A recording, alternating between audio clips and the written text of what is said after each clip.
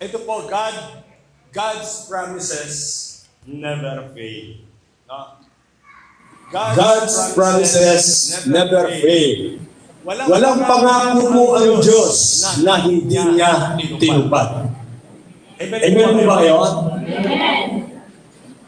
Nagpa-promise po ang Lord sa atin.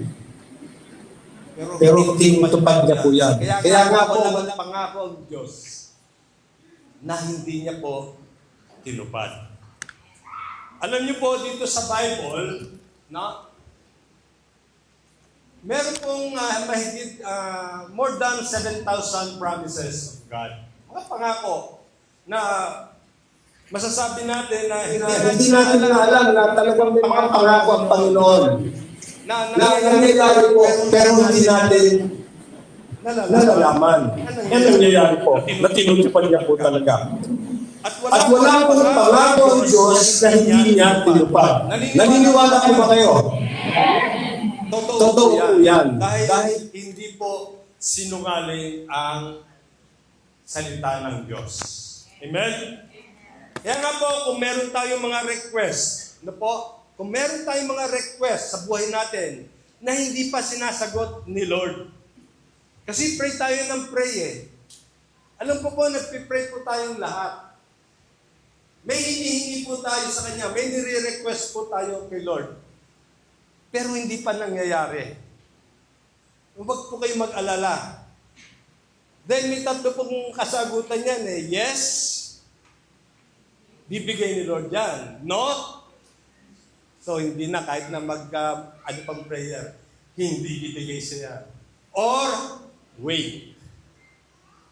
Kasi pag hindi binigay ng Panginoon, ibig sabihin, baka makasama po sa atin. Amen po kayo? Hindi bibigay ng Diyos, no? na makakasama po ito sa atin. Nais po ng Diyos na ang tao ay mapabuti at hindi mapahamak. Nandiyan yung nga pangako niya. Sabi nga po sa Bible, knock and it shall be open unto you. Seek and you will find. No? Ask and it shall be given unto you. Talaga naman po totoo po yan. Kumatok tayo daw po'y pagbubuksan. Hanapin natin siya at matatagpuan natin. Humingi tayo at tayo bibigyan. No?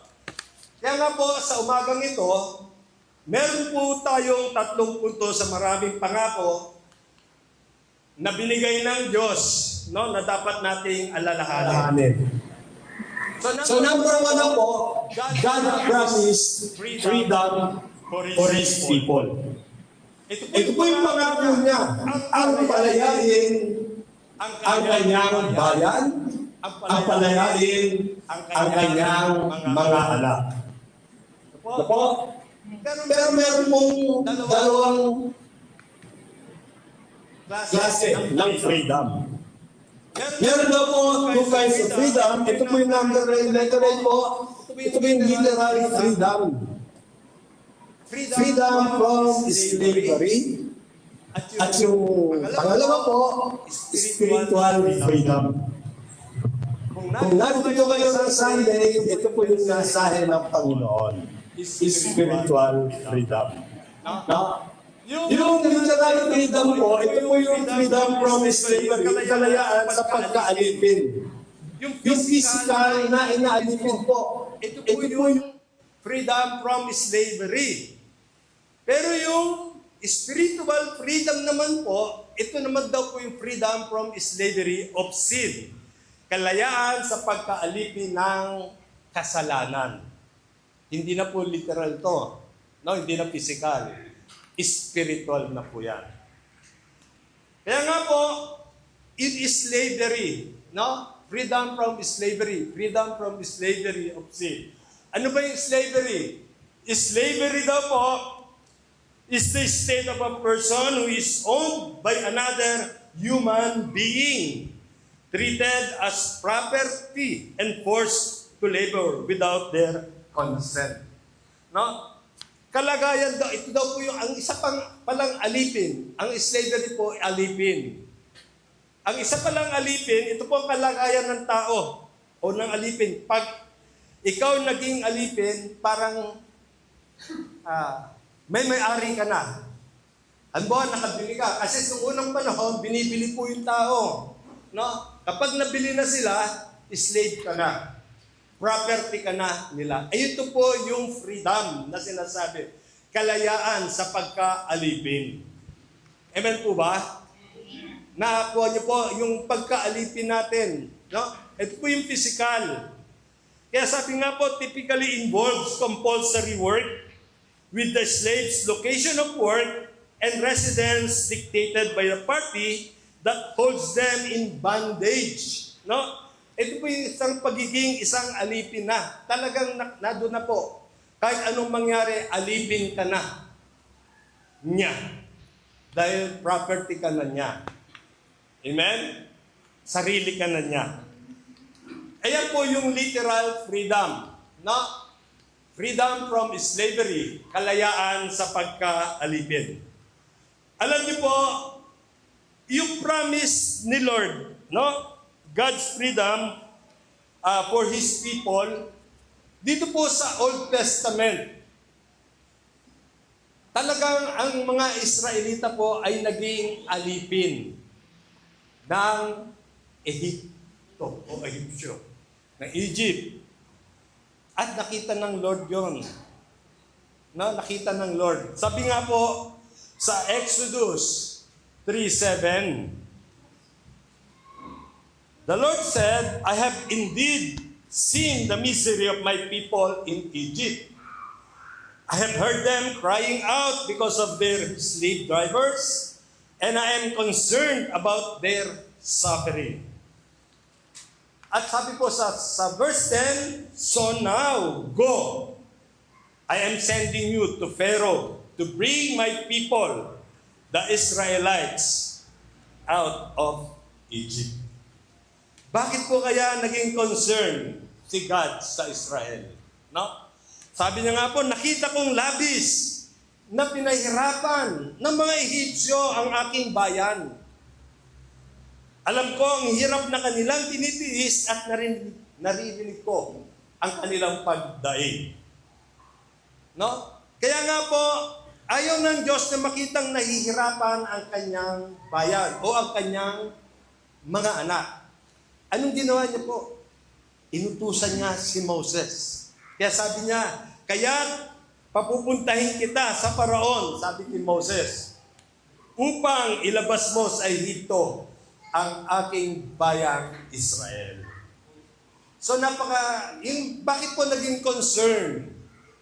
Ang laki ng concern ng Diyos sa Israel. No? Alam niyo po ba na dahil kasi si Jesus ay pinanganak sa Israel, sa Jerusalem. Amen? That's why they were the chosen people of God. Amen po kayo? So ito po yung freedom from slavery. Ito po yung physical o literal na pagkaalipin. So, sino po ba nakabasa na rito ng Exodus? Sa mga hindi pa, ini-encourage ko po kayo. Nabasahin po ninyo itong Book of Exodus. Nakaka-bless po ito. No? Dahil dito nyo malalaman kung paano inalis o inilabas ng Diyos ang kanyang bayang Israel sa pagkaalipin. Amen? Kaya nga po, ang Exodus po, ang ibig sabihin ng Exodus, a mass departure of people. No? O ito po yung pag-alis o paglisan. Departure of Israelites from Egypt. Kaya nga po, pag-alis po ito. So, ang purpose po nito, upang maitala sa buong mundo pala. No? Sa buong panahon, ang pagkalaya ng bayang Israel sa pagkailipin sa Ehipto, sa Egypt. At maipahayag na naging isang matagumpay at kahit maliit ito ay makapangyarihang bansa. Nakikita niyo po ba sa mapa ang Israel? May nakakita nyo kayo? Sa Middle East po, malalaking bansa po yan. itong Babylonia, ano ka yung Babylonia? Iraq, Iran, Egypt, Turkey, Lebanon, magdami po yan, magkakatabi po yan.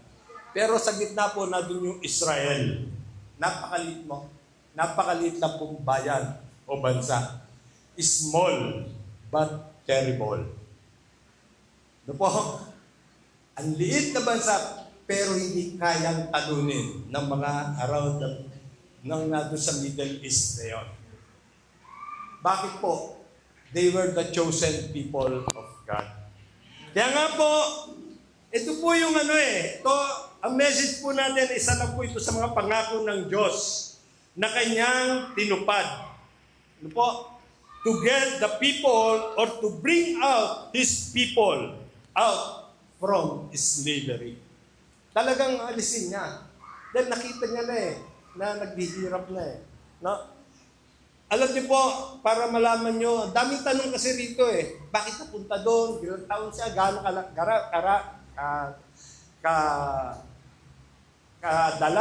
Gaano ka... Anong tawag dito? Kung gaano ka... Ilang panahon na naging alipin. No? Basahin niyo po ang Exodus po. No? Ginamit po ng Diyos si Moses upang mapalaya sa pagkaalipin ang bayang Israel. Kaya ito po ang literal na freedom from slavery. No? Alam niyo po, maging ang Pilipinas po no? Nasakop din po ng iba't ibang bansa. Pero hindi po tayo naging slave. No? Nasakop po tayo. Nasakop tayo ng Spain, Espanya. Nasakop tayo ng Japanese. Nasakop tayo ng American. No? Kaya nga po, pero hindi po tayo naging alipin ng bansang sumakop sa atin. Kaya nga po tayo nagkaroon din po tayo ng kalayaan. Amen po? Nagkaroon din tayo ng kalayaan. Yung sinasabi nga po nung June 12. Ano po yung June 12? Ito po yung araw ng kalayaan natin. At ano po yung July 4? Phil American Friendship. Kasi July 4 dati independence natin, pero ginawa June 12. Napalaya rin po tayo. Napalaya rin po tayo sa mga bansang sumakop sa atin. So ano naman po itong spiritual freedom? Kung meron pong literal na freedom, ano naman po itong spiritual freedom from slavery of sin? Kalayaan daw po sa pagkaalipin ng kasalanan.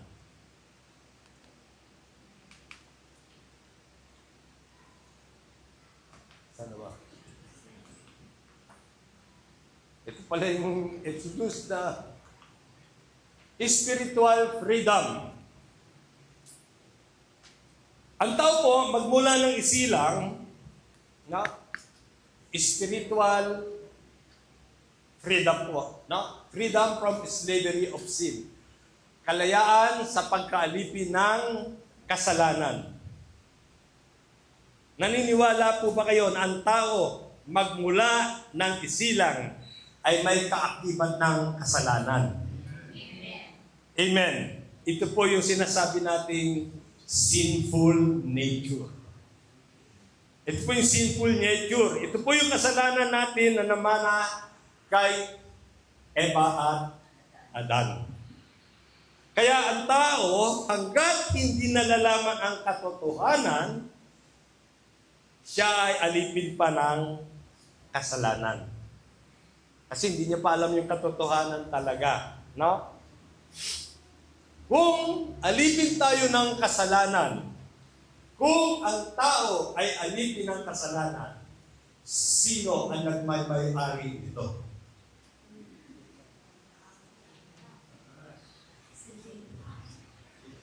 Hindi po. Si Satan. Dahil pag tayo po'y nakalaya na sa kasalanan, ang nagmamay-ari na sa atin ay ang Panginoong Diyos. Amen po? May tanong.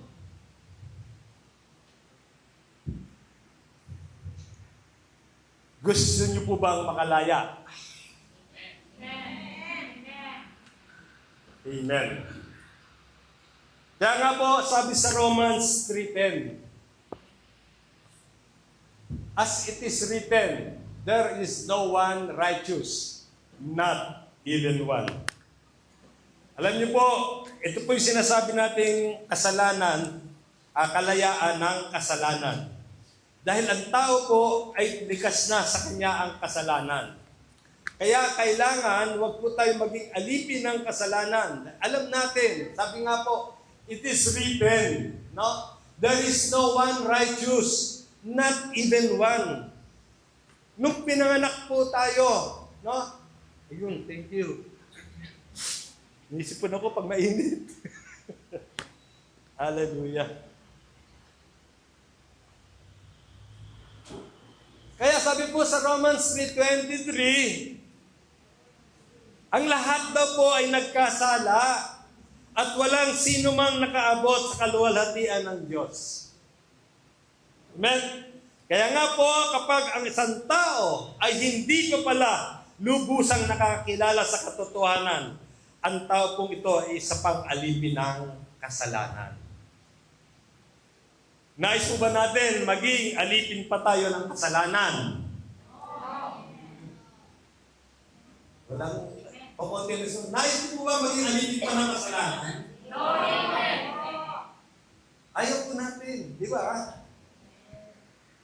Ayaw natin maging alipin tayo ng kasalanan. Kasi yung kasalanan, laging nadoon eh. Ginagawa natin halos pag nakagawa tayo ng kabutihan, tuwan-tuwa tayo. Pero yung kasalanan ang namumuhay na sa buhay natin. Pero sabi po ng John 8:32, then you will know the truth, and the truth shall set you free. Makikilala ninyo ang katotohanan. At ang katotohanan ang magpapalaya sa inyo. So, glory to God, meron palang magpapalaya sa atin sa pagkaalipin ng kasalanan. No? Bakit? Nakakulong ba tayo at makakalaya tayo? Di ba? Ito po yung sinasabing spiritual freedom. Kalayaan ng pagiging alipin natin sa kasalanan. Sino man po ba yung katotohanan? Sabi po ng John 14:6, Jesus answered, I am the way and the truth and the life. No one comes to the Father except through me. So si Jesus daw po ang daan, ang katotohanan, at ang buhay na walang makakarating sa Ama o sa kalangitan, kundi sa pamamagitan po ng Panginoon Jesucristo lamang. Amen? Palakpakan po natin si Lord. Hallelujah. Siya lamang po, siya ang katotohanan. Ito po ay isa sa mga pangako ng Diyos, ang makita at makilala ang katotohanan. No? Upang ang tao ay makalaya sa pagkaalipin ng kasalanan. Kasi ang hirap po kung alipin talaga tayo all the way ng kasalanan eh. Hindi natin alam kung alipin tayo ng kasalanan at bigla na lang tayong paglalakad natin, bigla na lang tayo nabangga. Saan kaya tayo magtutungo? Ano po? Kayo lamang po makakasagot. Kasi hindi natin alam, no? Kung ano po ba tayo, alipin ba tayo ng kasalanan? O wala na tayo sa pagkaalipin ng kasalanan. Kaya nga po, ang katotohanan po ay walang iba kundi ang Panginoong Jesucristo lamang. Siya po ang makakapagpalaya sa atin sa pagkaalipin ng kasalanan. Kaya kung paano ginamit ng Diyos si Moses. No? Ginamit po ng Diyos si Moses upang mapalaya ang bayang Israel sa pagkaalipin. Yung literal na slavery. Yung literal na pagkaalipin. Ganon din naman po, ginamit din ng Diyos ang bugtong na anak niya, ang Panginoong Jesucristo, upang mapalaya din ang tao sa pagkaalipin ng kasalanan. Amen po? So, anong ibig sabihin po ni Jesus na huwag nang paalipin pang muli? No? Kasi sabi po rito, si Jesus mapapalaya din ang mapalaya din ang tao sa pagkaalipin ng kasalanan. Si Jesus po, no? Ang ginamit ng Diyos, ang Panginoong Jesucristo, upang mapalaya din ang tao sa pagkaalipin. No? Kaya nga, ito po sabi sa Galatians, it is for freedom that Christ has set us free. Stand firm then, and do not let yourselves be burdened again by a yoke of slavery. So malaya na daw po tayo dahil pinalaya na tayo ng Panginoong Jesucristo. Kaya magpakatatag kayo at huwag nang paalipin pang muli. Kapag pinalaya na pala tayo, nakita na natin, nalaman na natin ang katotohanan na si Jesus ang nagpapalaya sa atin. Tunay na malaya nga po tayo. Amen? Amen. Naniwala po ba kayo? Amen. Alam niyo po, example, sabi nga ni Jesus, kung malaya na kayo, magpakatatag kayo, at huwag nang paalipin pang muli. Alam niyo po, sa book of John, in chapter 8, sino po nakabasa na rito, na meron pong kinuha yung mga pariseyo na isang babae na prostitute. Siya po ay nahuling nangangalo niya. So habang nangangaral si Jesus Christ, dinala po yung babae sa kanya. At sabing ganon, Guro, ito po nahuli namin babae ito na nangangalo niya.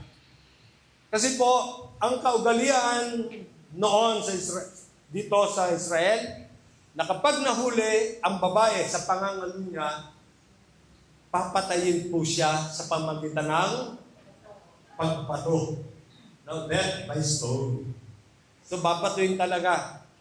Kaya nga po, yung, sinasabi nga po sa Saudi noon, ibabaon daw hanggang leeg, yung ulo lang ang nakalitaw. Inikwento ng mga Arabo po, pag nagkasala, babaon daw po doon. Ulo lang ang makikita at babatuin na hanggang pamatay. Ano po? So, yun ang ginawa ng mga pariseyo kay Jesus. Jesus, anong gagawin dito? Ano ang ginawa ni Jesus? May sinulat siya sa lupa. May sinulat siya. Tapos tumayo siya. Anong gagawin namin dito? Sabi niya ganyan, kung sino ang walang kasalanan o hindi nagkasala sa inyo, ang siyang unang bumato. Tapos yumukuli siya. Nagsulat ulit. Ang tagal.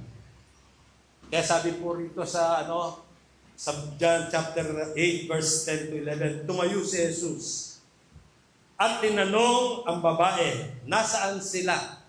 Yung mga nag-aakusa sa iyo. Wala na bang humatol sa iyo? Sabi sa verse 11, wala po, Ginoo, sagot ng babae. Sinabi ni Jesus, hindi rin kita hahatulan. Umuwi ka na, at mula ngayon, ay huwag ka nang gumawa ng kasalanan. So, ito po ay example, no? Praise God. Kapag pinalaya na po tayo, ang sabi niya sa atin, huwag na daw tayo bumalik pa ulit sa kasalanan. Kaya kanina po yung Sunday school kanina? Repentance. Dapat yung pagsisisi pala, ito daw po yung kakabit o kakatid ng kaligtasan.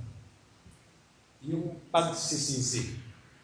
Dahil kung hindi tayo magsisisi sa ating mga kasalanan, hindi natin makikilala si Jesus.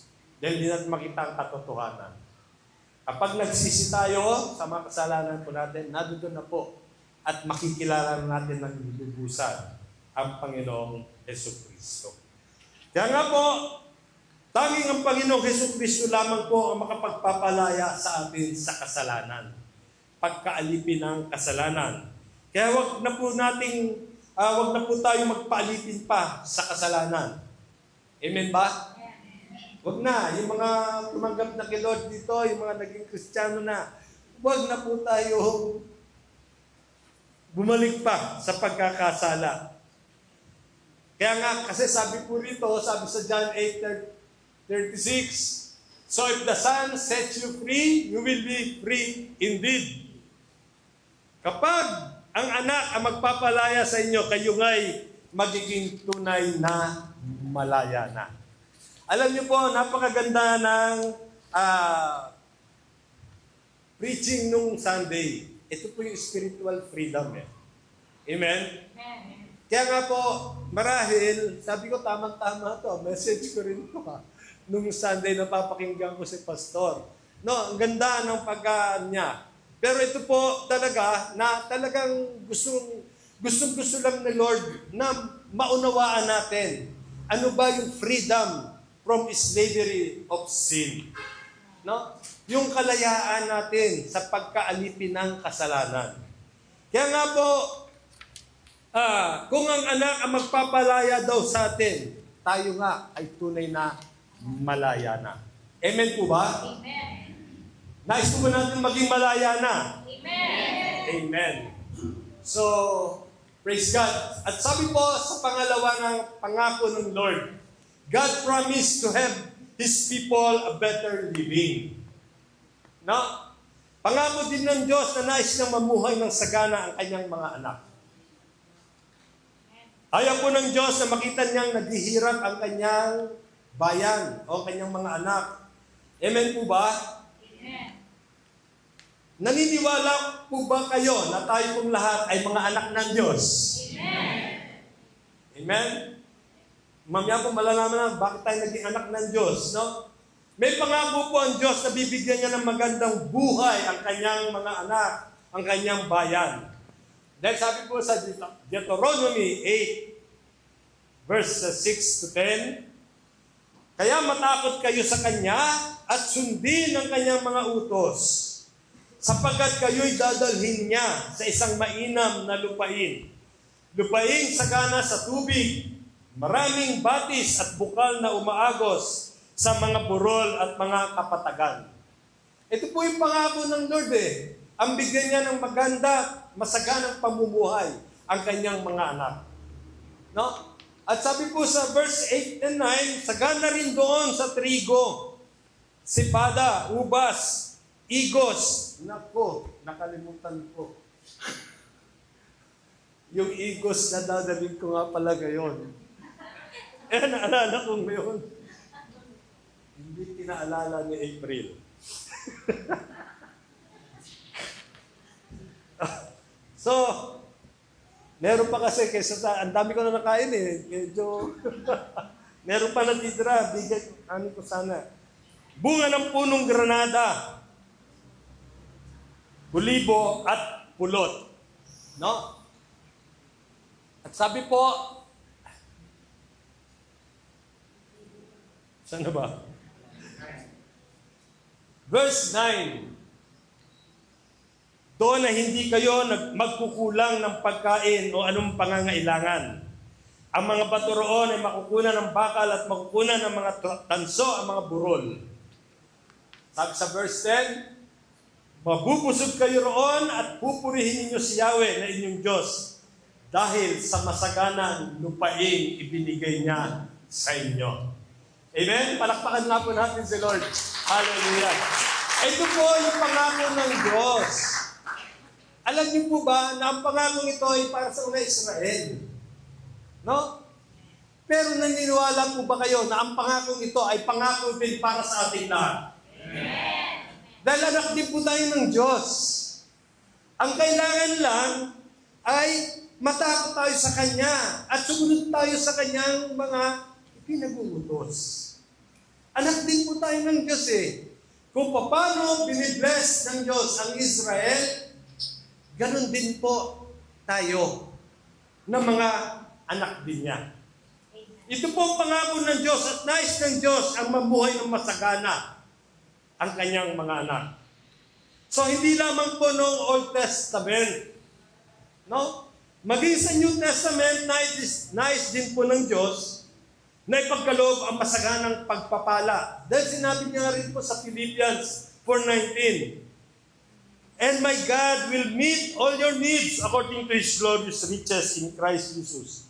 No? Sa hindi maubos sa kayamanan ng Diyos, ibibigay niya ang lahat ng inyong kailangan sa pamamagitan ng Panginoong Jesucristo. Hindi daw maubos na kayamanan ng Diyos. Talagang ipagkakaloob ni Lord. Ito man yung nais ng Lord eh. No? Na managana po ang kanyang mga anak. Ayaw niyang nakita naghihirap ang kanyang mga anak. Alam nyo, napakayaman po ng Pilipinas. No? Napakayaman sa natural and mineral resources. Hindi lang po tayo makaahon sa kahirapan dahil din sa kagagawa ng tao. Ano po? Connected naman po ito sa mensahe. Pag naalala po o nakikita ko, parang sumasama rin yung loob ko dun sa mga news na Ang tao lang din po ang gumagawa ng ikahihirap ng kapwa-tao. So, ayoko pong mag-intiga pero connected po ito sa ating teksto. Na ang bansang Pilipinas ay naghihirap pero nais ng Diyos na managana. Alam niyo po, nung mga year 60s, 70s, anong number, ilan tayo sa magandang yung ng status ng gobyerno natin? Number 2 po tayo, number 3. No? Pero ngayon, anong number na tayo? Hindi natin alam. Bakit po? Alam niyo po, thank God nga po dahil sa mga prayers po natin, na-expose po yung mga katiwalian dito sa gobyerno. Di po ba? Every Tuesday. Kung nakikita po natin yung ating mga prayer points, ano po, mga prayer warrior, ang pinag-pray po natin, ma-expose ang lahat ng katiwalian dito sa Pilipinas. At unti-unti na pong na-expose po ito. Alam niyo po ba na yung dinakaw na bilyong-bilyong pesos ng mga taong walang puso? Mauubos din po yun. Mauubos din po yun. At mauuwi din po yun sa wala. Pag nakikita ko nga po, pag narinig ko yung mga news, talagang masakit po di ba? Na habang dahil sa pag bumagyo, dahil sa mga bahang yon, ang daming nawala ng buhay, libong tao ang nagdusa, maraming nawala ng mahal sa buhay, maraming nawala ng mga properties, maraming nawala ng mga ani sa bukirin. Bakit? Dahil po sa kagagawa ng tao. Dahil kung hindi po ginawa, o kung ginawa nila ng maayos, hindi po magkakaganon. Na dating sinasabi nila ang baha doon sa kanila ay hanggang bukong-bukong lang. Pero ngayon, hanggang tuhod na, hanggang bewang na. Bakit? Yun yung habang, sabi nga, di ba, habang naglilimas yung mga tao, yung mga taong mga walang puso naman na doon sa kasino, nagsusugal. Doon po natin makita yung pagkaalipin ng kasalanan. Doon natin makita na wala pong Diyos sa kanilang buhay. Kung meron man, siguro po binabaliwala nila ang Diyos nila sa kanilang buhay. Marami pong nawala ng mahal sa buhay dahil doon sa mga bahang, sa landslide, marami pong nawala ng mga ani dahil sa bukid na nabaha yung mga bukirin dahil po sa kasalanan ng tao. Kaya nga po, dahil sa kasakiman ng tao sa salapi, talagang naghihirap na. Alam niyo po ba na hindi lang WH ang gumagawa ng ganito? Nag-start na po. Iniimbestigahan na rin ng BIR. Ito mo, nagkaroon na po ng intriga ang PhilHealth noon. Nagkaroon na sa Department of Health.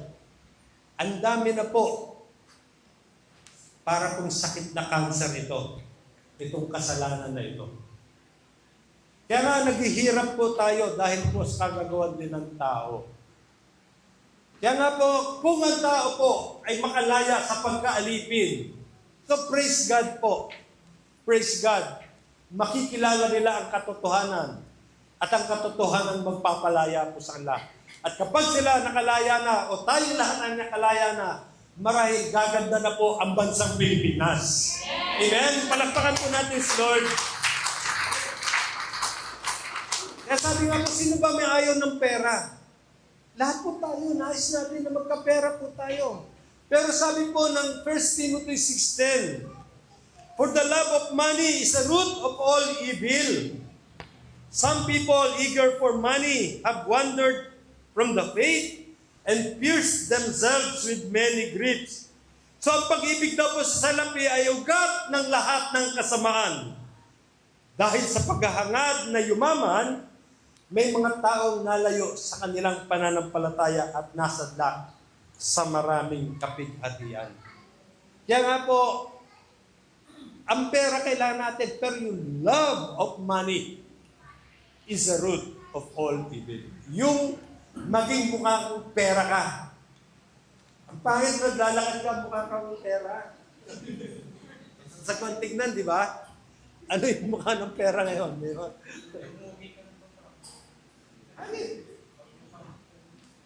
Huwag tayong magmukhang pera daw po. Huwag tayong magmukhang salapi.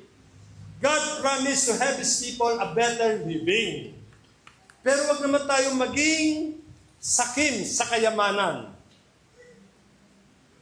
Dahil bibigay naman ng Diyos ang lahat ng ating pangangailangan eh.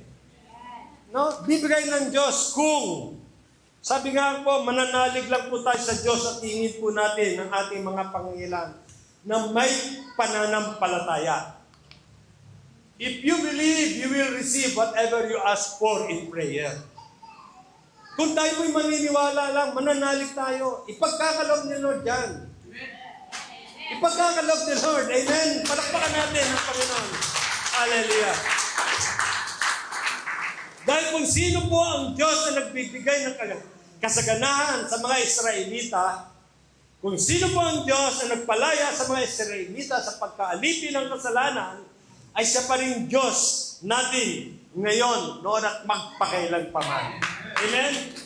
Sabi ko, Jesus is the same yesterday and today and forever. Amen? Siya lang daw po ang Diyos noon, ngayon at magpakailanman. Kaya ang kailangan po ng tao ay ang manampalataya po tayo sa ating Diyos na buhay at sumunod tayo sa lahat ng kanyang mga ipinagtatagubilin or pinag-uutos sa atin. No? Dahil sabi po rito, kung susundin lamang ninyo si Yahweh na inyong Diyos at tutuparin ang kanyang mga utos, gagawin niya kayong pinakadakila sa lahat ng mga bansa sa balat ng lupa. Mapapasa inyo ang lahat ng mga pagpapalang ito kung susundin ninyo ang Diyos ninyong si Yahweh. So praise God. Ito po yung pangako ng Diyos. No? Mamuhay tayo ng sagana. Mamuhay ng sagana ng kanyang mga anak. Glory to God. Kaya Nakakalungkot nga po kapag meron tayong nababalitaan na talagang, yan, kapag sa mga balita ngayon, talagang masakit po sa ating mga kalooban. No? Kailangan po talagang makilala na ang Panginoon. At ang magandang pangako pa ng Lord, ang pinakamagandang pangako ng Lord sa atin, number 3, God promised eternal life. Ito na po yung pinakamagandang pangako ng Diyos sa buhay po ng tao. Ang makapiling natin ang Panginoong Diyos, babigyan tayo ng buhay na walang hanggan. Dahil sinabi nga po sa John 3:16, no? For God so loved the world that He gave His one and only Son, that whoever believes in Him shall not perish, but have everlasting life. Ito pong everlasting life ang kailangan po natin. No? Ito po ang eternal life na ipinangako ng Diyos, ang buhay na walang hanggan. Na ito po ang dapat na magkaroon ang lahat ng tao. Alam niyo po, malapit na dumating si Lord Jesus. Malapit na po. Malapit na dahil nakikita na natin yung mga palatandaan. No? Nandiyan yung mga kalamidad, yung earthquake, yung taggutom, yung mga wars against nations. Ito daw po yung mga palatandaan na muli nang malapit nang bumalik ang Panginoong Jesucristo. Kaya nga sa pagbabalik niya, nawa maging preparado po tayo. Nawa sa pagbabalik niya ay makita niya tayo na tumanggap sa Kanya at yung buhay na walang hanggan na pinangako niya sa atin ay makamtan po natin. No? So, paano natin po makakamtan ang buhay na walang hanggan? So, makakamtan lamang daw po natin ang buhay na walang hanggan kung magkakaroon po tayo ng kaligtasan at tamang relasyon sa Panginoong Jesucristo.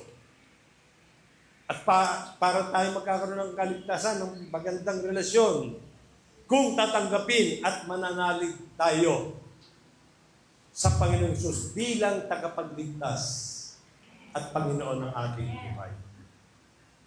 Yun po ang hindi alam ng mga ibang tao. Alam ng ibang tao, kilala nila si Jesus. Maski tayo pong lahat noon, maski ako, kilala ko ang Panginoong Jesucristo sa buhay ko. Pero wala po akong magandang relasyon sa Kanya. Tayong lahat, kilala natin, ang daming tao. Every Sunday, nagsisimba yan. Nananalangin din po sila. Pero, alam ba nila yung katotohanan? Kilala ba nila ang katotohanan? Kaya nga po,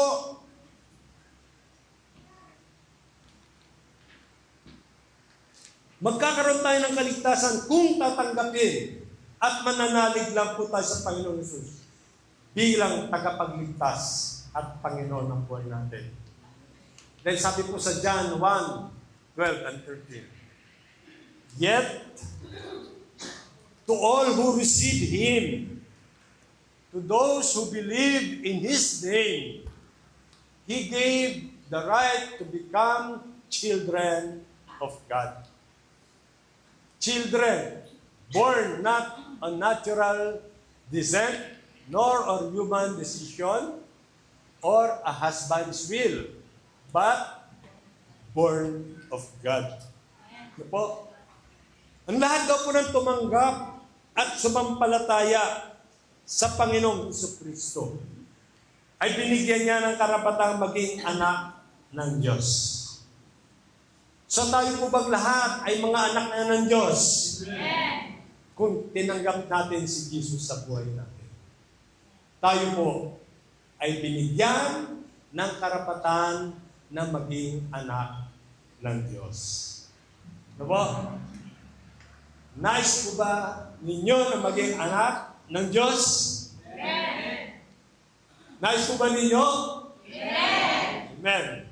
So kapag tinanggap natin si Jesus sa buhay natin, makakanta na natin po assurance of salvation.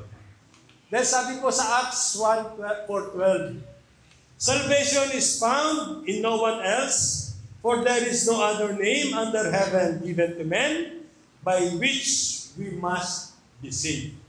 So kay Hesus Kristo lamang daw po matatagpuan ang kaligtasan. Sapagkat sa silog ng langit, ang kanyang pangalan lamang ang ibinigay ng Diyos sa ikaliligtas ng tao. So wala na pong iba. Hindi po tayo pwedeng iligtas ni pastor. Hindi po tayo pwedeng iligtas ni bishop. Hindi po tayo pwedeng iligtas ng pare. Hindi tayo pwedeng iligtas ng kung sino paman. Ang makakapagligtas lamang po sa atin ay ang Panginoong Jesucristo lamang. Amen? Palakpakan po natin si Lord.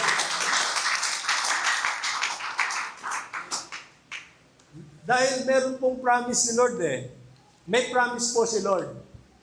Sabi nga po sa John 14:2, sa bahay ng aking ama ay maraming silid. Kung hindi ito totoo, sasabihin ko ba sa iyong pagpunta ko roon upang ipaganda ko kayo ng matitirhan? Si Jesus po nagsasalita nito. Ito po ang pangako niya. Binibigyan niya tayo ng assurance of salvation. Dito kung sa mundong ito, wala po tayong talagang tirahan na maganda o wala tayong permanent na tirahan sa langit daw po. Sabi ni Jesus, sa bahay ng aking ama ay maraming silid. Ang dami daw po doon. Kung hindi ito totoo, sasabihin ko ba ito? Sasabihin ko ba sa inyong pupunta ako roon upang ipaghanda ko kayo ng matitiran? So, ganun na lang kabuti, ganun tayo kamahal ng Diyos. Amen? Ganun tayo kamahal ni Jesus Christ. At kapag, sabi po rito, at kapag naipaghanda ko na kayo ng matitirhan, ito pa, ako'y babalik at isasama ko kayo upang kayo'y makapiling ko kung saan ako naroroon. Amen? Palakpakan ko natin si Lord. Hallelujah. Hallelujah. Kaya napakabuti po ng Panginoon. Napakabuti niya po. Ito po napakagandang pangako ng Diyos. Ang tao ay makapiling niya. Gusto po natin makapiling ang Diyos sa buhay natin? Kung hindi ang Diyos ang makakapiling natin, sino kaya ang makakapiling pa? Dadalawa lang po ang mapupuntahan ng tao kapag siya'y namatay. Dadalawa lang po ang impyerno at ang langit. At ang pangako ng Panginoong Jesus na kapag siya'y tinanggap natin at sumampalataya tayo sa Kanya, tayo ay bibigyan niya ng buhay na walang hanggan. At kapag nagkaroon po tayo ng buhay na walang hanggan, i-prepare niya po yung matitirhan natin sa langit at sa pagbabalik niya ay isasama niya tayo doon upang makapiling tayo kung saan siya nadoon. Amen? Palakpakan po natin si Lord. Hallelujah. Hallelujah. Sabi nga po, a relationship with God changes meaningless into spiritual productivity and purpose. No? Ang relasyon pala natin sa Diyos ay nakapagpapabago ng ating buhay spiritual. Yung meaningless, nagiging meaningful. Kung kasama natin at meron tayong magandang relasyon sa Diyos. Kaya nga po, Jesus frees us from the bondage of sins and promised to give us eternal life. No? And the rest that Jesus promises is love, healing, and peace with God. Amen? Magkakaroon lamang po tayo ng kaligtasan kung tatanggapin at mananalig tayo sa Panginoon Jesus bilang takapagligtas at Panginoon ng ating buhay. Dahil sabi nga po sa Romans 10:9, kung ipapahayag ng iyong bibig na si Jesus ay Panginoon at buong puso kang sasampalataya na siya'y muling binuhay ng Diyos, maliligtas ka. Sapagkat sumasampalataya ang tao sa pamamagitan ng kanyang puso. Dito po sa puso po natin. At sa gayon ay tinuturing na matuwid ng Diyos. Nagpapahayag naman siya sa pamamagitan ng kanyang bibig. At sa gayon ay maliligtas. Kaya nga po, ang pagtanggap po natin sa Panginoong Jesucristo ay galing po sa puso. At ito po ay binibigkas po natin. Nire-renounce po natin ito. Marami pong nagsasabi, tinanggap ko na si Jesus. Sa kanilang isip lang po. Ang dami ko nang nakausap kong ganyan eh. Dahil hindi na po ako tumanda rito sa church na ang dami ko na pong nakausap na iba't ibang klaseng tao. Kaya pag sinasabi, tara, kapatid, atin mo tayo ng Bible study. Ay sige, sa kanya lang, maraming kong gagawin. Maraming kong ganito, ganyan. Tinanggap mo na ba si Jesus? Oo, tagal mo nang tinanggap si Jesus eh. Hindi nila alam kung ano yung pagtanggap. Kaya nga sinabi nga rito, sapagkat sumasampalataya ang tao sa pamamagitan ng kanyang puso. Dito po dapat nanggagaling ang pagtanggap po natin sa Kanya. Dapat po, lumalabas po ito sa ating mga bibig, hindi po sa ating kaisipan lang. Amen po. Dahil sabi ngayon, nagpapahayag naman tayo sa pamamagitan ng kanyang bibig at sa gayon ay maliligtas. At sinabi nga po sa verse 11, sinabi nga ng kasulatan, ang sino mang sumasampalataya sa Kanya, ano daw po? Hindi mapapahiya. Kaya mga kapatid, Jesus is indeed our Lord and Savior of our lives. Mga kapatid, inaanyayahan ko po kayo na lumapit tayo sa Panginoon Jesucristo. Lumapit tayo sa Panginoon Diyos, ibigay natin sa Kanya ang lahat ng ating mga kabigatan. Dahil sinabi sa Matthew 11:28, lumapit kayong lahat sa akin, kayong lahat na nahihirapan at lubhang nabibigatan sa inyong pasanin. At kayo bibigyan ko ng kapahingahan. Kaya nga, sa oras ito, ini-invite ko po kayo na sino man sa inyo nais tanggapin ang Panginoong Jesucristo. Come on, church. Lumapit po tayo. Ibigay natin sa Kanya lahat ng ating mga kabigatan. Ibigay natin sa Kanya mga pasanin natin sa buhay. Ibigay natin sa Kanya ang mga karamdaman. In broken relationship, palakpakan natin si Lord. Hallelujah! Hallelujah! Hallelujah! Maraming salamat po, Lord, sa katagumpayan na pinagkalagyan mo po sa amin sa araw na ito. Naniniwala po ako, Panginoon, na ang lahat ng bagay ay inyong kalooban. Kalooban yung Panginoon na nakadalo po ang mga kapatid nito. Ngayon, araw nito, kalooban yung Panginoon Diyos na magkaroon kami ng ganitong gawain. Kaya maraming salamat. Maraming salamat po. I-bless niyo po, Panginoon Diyos, ang lahat ng mga kapatiran. Ano man ang kanilang mga pangangailangan din po, Lord. Kayo po magbibigay ng tutugunan niyo ang kanilang pangangailangan. Sino man may mga karamdaman sa mga oras na ito, Lord, yung divine and miracle healing, pinagkakaloob niyo na po sa mga kapatid namin ito. In the name of Jesus. In the name of Jesus. Kaya maraming salamat. Sino man may mga broken relationship, Lord, alam ko po na bibigay din po sa kanila ang kaayusan, Panginoon, ng kanilang relasyon nito. Maraming salamat po, Lord. Maraming salamat. Pangalangin in Jesus' name.